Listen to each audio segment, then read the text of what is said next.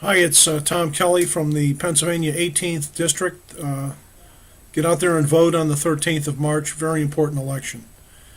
If you're not tired of Donald Trump at this point, then I've got the ideal candidate for you to vote for.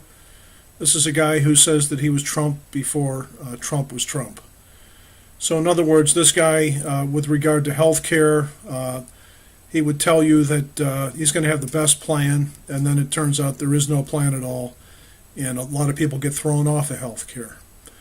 Then he is going to tell you that he's got the best tax plan that's going to benefit the middle class, but they turn it around so that 17% of the benefits go to the middle class, and the 83% go to those in the 1%.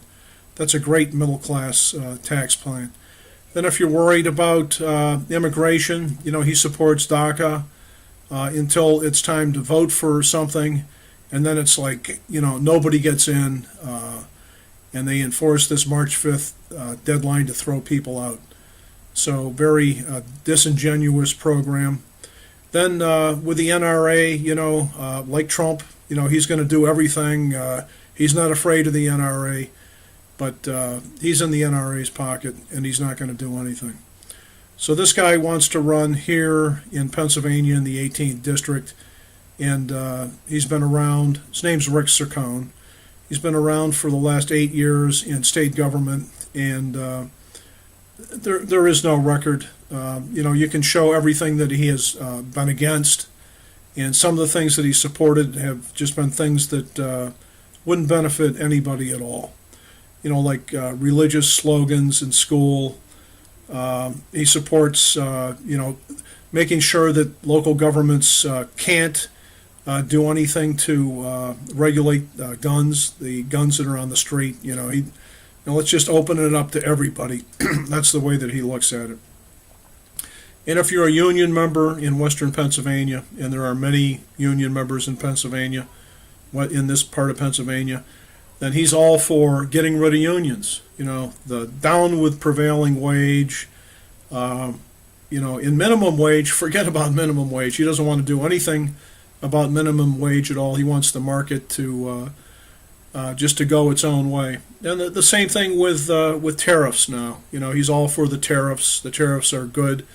When we all have to start paying more for the things that we buy every day because all these tariffs are put in place, none of us are going to be happy.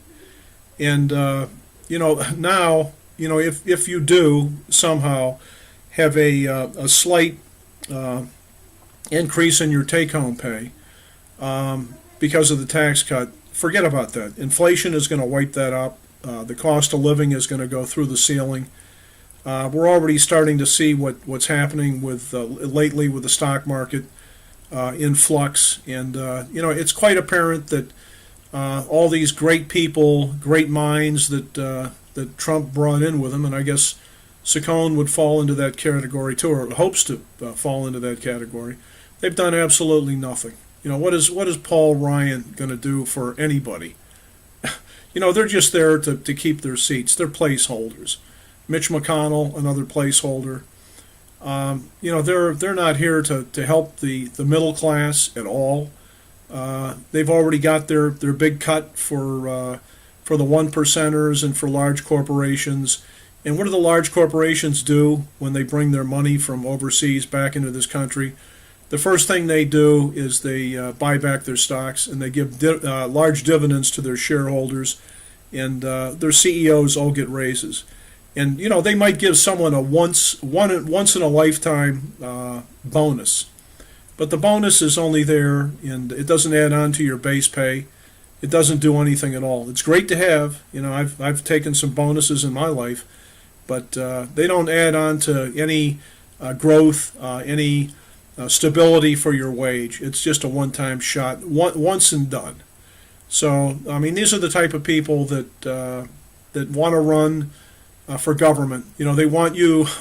Their idea of a public works project is to finance it with money from a private sector firm, and then have the taxpayers, the suckers, pay it back and their children back for the next 30 years. And if something happens to it, these companies will come crying and saying, oh, this stuff is falling apart and we need the government to buy it back. And like a bunch of fools, we will. I'd rather spend the money up front, have a good job done, than to bring in a private sector financier to run our jails or to run our highway system. That unfortunately, there's not a good record with that. Take a look at Indiana, take a look at Texas, see what's happened there with their privatization of infrastructure. The quality goes out of the work. Getting rid of the unions, further quality goes out of the work. So, it's time to stand up against someone like a Rick Saccone. And there's a good person who is running in this district. That's Connor Lamb. And I would encourage you to find out more about him. And also, I would encourage you to find out more about Rick Saccone. What his background really is, what he stands for. He's taken all this money that's pouring in from all these dark sources, and he's outfunded Connor Lamb 17-1. But that's just the outside money that he has coming in. Lately now with private monies, he doesn't have as much.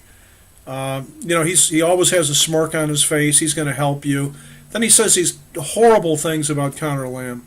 I guess when he was a federal attorney, some of the deals that he cuts. Anyone who knows anything about law knows that those types of deals do get cut. That's how you bring people to justice. That's how you get people to roll over on other people. That's how you get to the end of these things. And if he doesn't know that, then there's something missing. And I guess they think the voters in Pennsylvania are stupid, and they'll fall for anything. Because this guy, he'll say anything, he'll do anything to get elected, but in the end, he's not here to help us, and he doesn't share our values. So on the 13th of March, get out and vote for Connor Lamb.